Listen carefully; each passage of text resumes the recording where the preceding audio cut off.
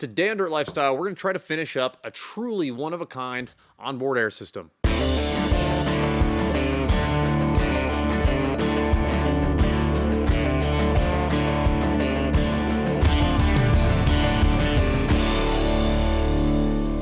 In the last episode, we finished assembling our primary manifold and got it mounted on the chassis. We then fabricated a secondary manifold using a drill press and some taps, and used that as a way to distribute air to our front and rear air locker and air chuck that we have mounted in the rear of the vehicle, so we always have access to our onboard air anytime we're on the trail. I have such a hard time finding exactly what I need to manifest these ideas. And I know a lot of you guys know, this is like our number one problem. If you're a creative person, you're trying to build one-of-a-kind 4x4s, is you'll come up with a cool idea, but it's so hard to find the parts you need in order to make that idea a reality. So I have been looking forever for an air actuator that can be controlled in the cab that will allow me to fill and empty airbags at will.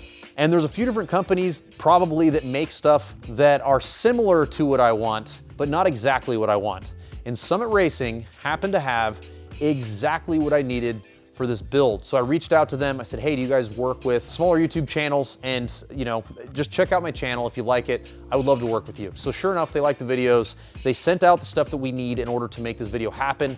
And I'm super happy. So everything you see on this table, every fitting, every piece of airline, the controller, all this stuff can be found at Summit Racing. And if you go to the description of this video, because you want to find this specialized air actuator, you can click on the link, it will take you to Summit Racing and you can find it. You don't have to do what I did and just like continuously feed weird search terms through Google. You can just click on the link in the description, it'll take you to Summit and you can get this stuff. So the way this system works is that we have a controller. This is from a company called RideTech. This controller communicates to an air actuator that we're gonna remote mount through a harness that RideTech also makes. So this is gonna make it to where I can inflate and deflate bags at will as we're going down the trail.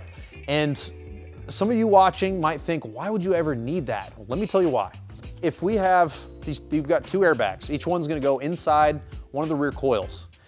If we are out of level, because this is a really tall Discovery with a heavy rooftop tent, all this stuff on top, and we're getting really leaning around that obstacle, we can inflate this bag, we can deflate this bag, and make it to where we can level the chassis out a little bit. We can give it a little encouragement. But also, just as simple as sometimes I'm gonna be camping by myself and I'll need a certain amount of gear for that. Other times I'm gonna have my wife and my two kids and all of our water and food and all that stuff. That's gonna be a completely different weight on the vehicle, and you can't get a spring rate that can handle both of those demands. So these airbags are gonna make it to where we can't, because if we need a little bit of a boost in the back because it's starting to sag from all of our gear, or we have a trailer hooked up, or whatever the situation may be, we can give it a little boost with these airbags, level everything out, and we can even go as far as stiffening the ride for better handling on the highway, or softening the ride for better handling in big potholes. So anyway, this communicates with this through a wire harness.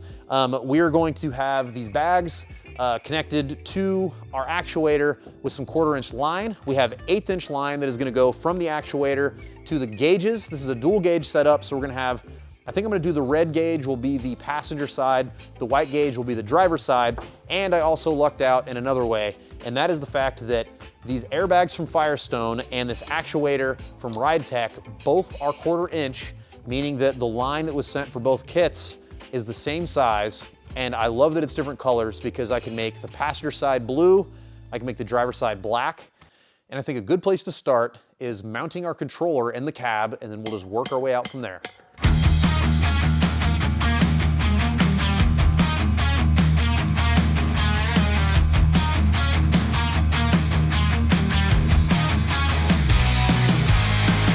When prepping everything for install, I removed the switches out of this control panel to make it a little bit easier to screw it into the piece of plastic that I think I'm going to mount it to. I then applied double stick tape to the backside of this actuator, intending on using double stick tape in conjunction with screws to make sure that this won't fall out of there on a hot day or rattle around if these screws back out a little bit. I then applied a little bit of construction adhesive on the threads of these screws to give these holes in the firewall a little bit of weather resistance. After getting the actuator secured, it was time to run some air lines through the firewall, and there just so happened to be a blank grommet in the perfect location to feed these air lines.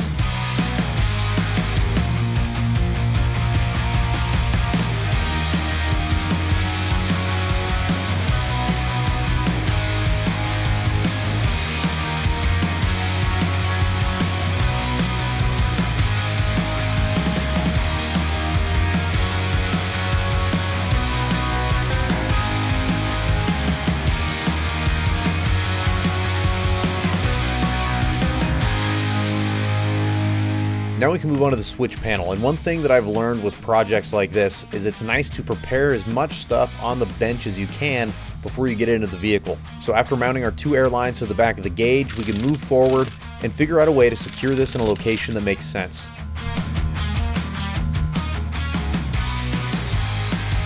We're finally to a point where we can do our first series of tests, and the reason that I want to test some right now before this system is done being installed is I've got a whole bunch of loose line everywhere that I want to secure and zip tie, and I want to make sure that all the push to connect fittings are tight before I like anchor it in really tight, and then later on if I find a leak I'd have to snip all those zip ties out of the way. So what the plan is I'm going to fire up one of these compressors. I've got this little temporary gauge that I made up so we can monitor the pressure. I want to get it up to around 50 psi, because around 50 psi you can really start to hear a leaky fitting wailing, and then we're going to kill the compressor. I'm going to walk around and I'm just going to listen for leaks.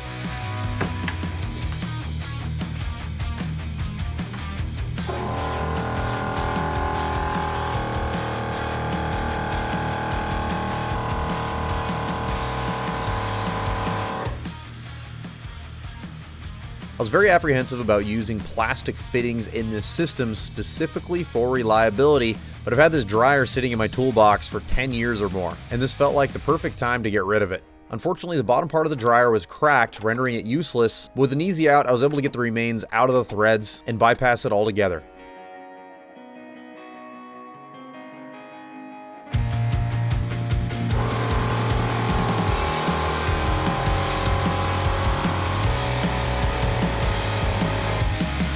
According to the gauge, the system was holding air just fine, but I wanted to go around and listen for leaks myself. After confirming there's no leaks anywhere, at least not any massive ones, I aired the system back down and it was time to install the rear airbags. In most applications, these rear airbags can be folded up and fit in between the wrappings of the coils, but with these springs in particular, I think that it's a little bit too tight, so I decided to just drop the rear axle, pull the coils out, and fit them in that way.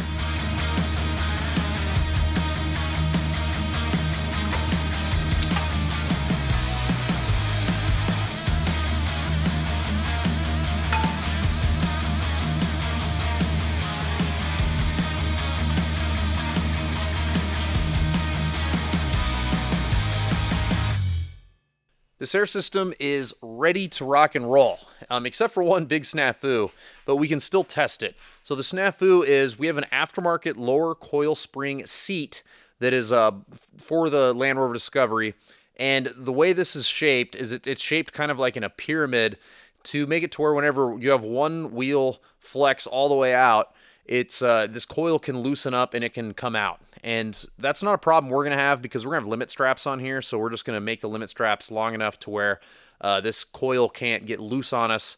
But I wasn't sure how this relationship was going to end up between this coil spring seat and this airbag, and as you can see, it's bunching up that airbag, and it's something that might work, but either way, I'm going to order the OEM coil spring seats for this because it's $10 a side. It's an easy install. I mean, I can have these coils out in less than 5 minutes because there's so few things I need to take apart in order to access them. So in the future, that is what we're going to do.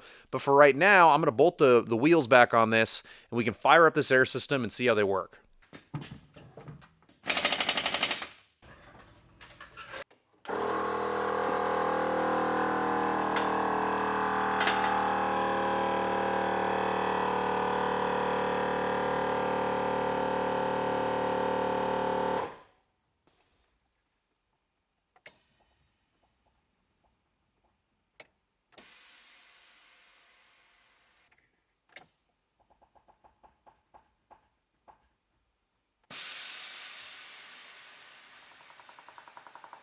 This air system is clearly a work in progress. We now just have like the skeletal system of this built, but I still consider today a huge win.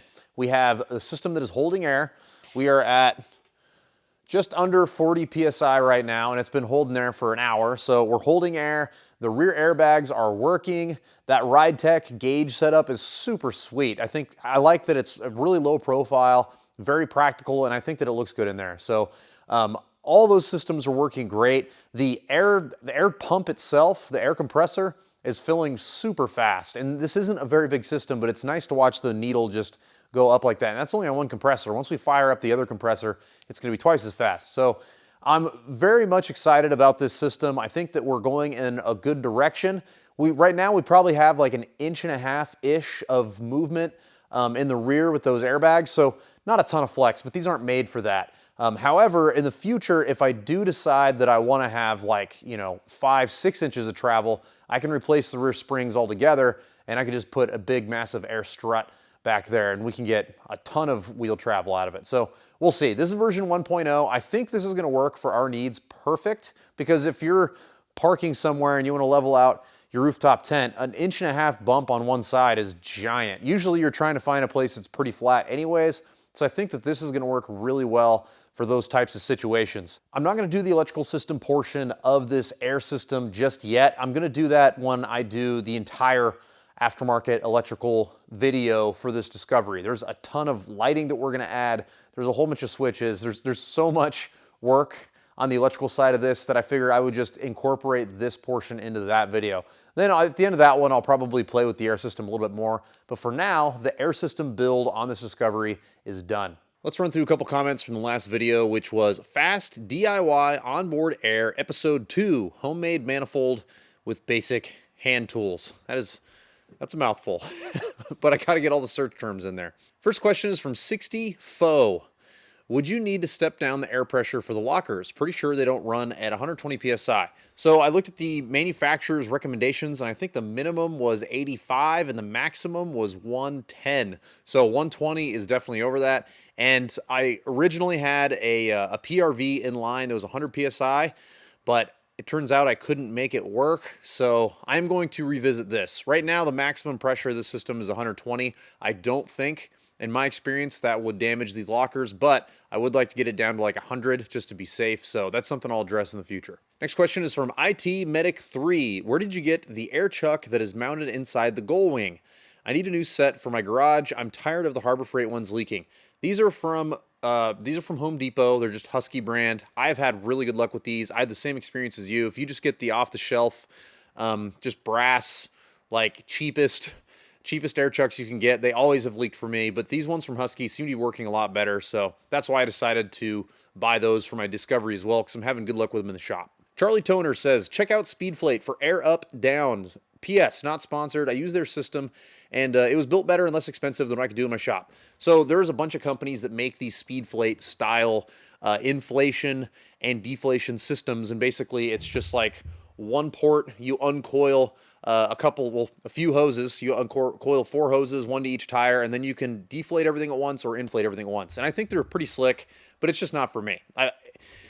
Full disclosure, as YouTubers, we get so much stuff that is like people emailing us that they want to send us stuff like that. I've had so many companies that make that exact product that have said, hey, I want to send it to you for free.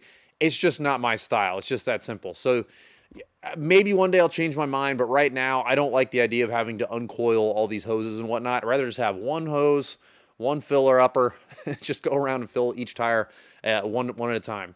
Next comment is from ABPSD73. Should have a pop-off relief in case the pressure switch fails and the compressors keep running. Yes, that is definitely part of the plan. I need to stress this. I used to build these systems commercially for a living. I know of all the things that it takes to make a system like this fully functional and safe and all that other stuff, but it is way easier for me to find the industrial stuff that I would use. Like I did the Bass Pro Shops in Tacoma, and we have an air system in there.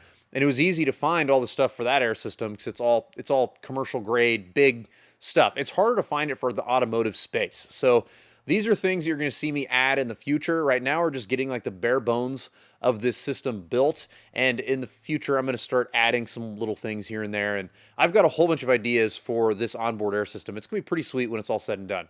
If you enjoyed the video, make sure you give it a thumbs up and subscribe to the channel if you haven't already. We've got a ton of how-to content on here, but this year we're going to see a lot of outdoor adventure content. We're going to go test all this stuff that I build in here. So if you're into that, make sure you stick around. If you want to help support the channel, you can go to thedirtlifestyle.com. We have t-shirts, hats, neck gaiters, stickers, all kinds of stuff. We have a link to our Patreon account there as well. And if you want to follow me on social media, I'm @DirtLifestyleNate. We'll see you next time.